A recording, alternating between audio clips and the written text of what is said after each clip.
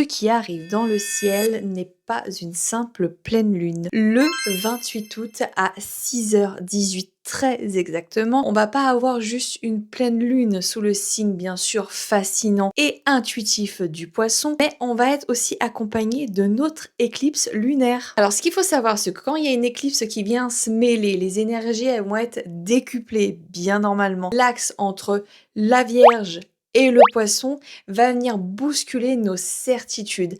D'un côté, on va avoir le mental qui veut tout contrôler et de l'autre, nos émotions qui demandent juste à être entendues. Spirituellement, le poisson est le dernier signe du zodiaque. Combiné avec l'éclipse, ça veut dire qu'en fait, on va arriver à un moment qui est ultime pour clore un chapitre. C'est la fin d'un grand cycle. C'est le moment idéal pour libérer ce qui te pèse et fermer la porte à ce qui n'a plus lieu d'être. Par contre, si déjà depuis l'éclipse solaire, tu te sentais déjà vidé, hein, depuis la mi-août, c'est normal. Là, on va arriver par contre, malheureusement, il va falloir s'accrocher à un pic, cette fois d'énergie. Le poisson, il va faire remonter nos émotions qui étaient enfouies, les insomnies, la fatigue, les rêves bizarres. C'est le signe en fait que ton corps il est en train d'évacuer ce que tu n'as plus besoin. Là, on est en train de nettoyer pour repartir sur un nouveau chapitre. Pas de panique ces derniers temps, si c'était comme ça pour toi, c'est normal, c'est comme une sorte de purification. Là, on est en train de faire une purge. Vous n'avez pas idée. Certains signes vont le sentir passer bien plus que d'autres.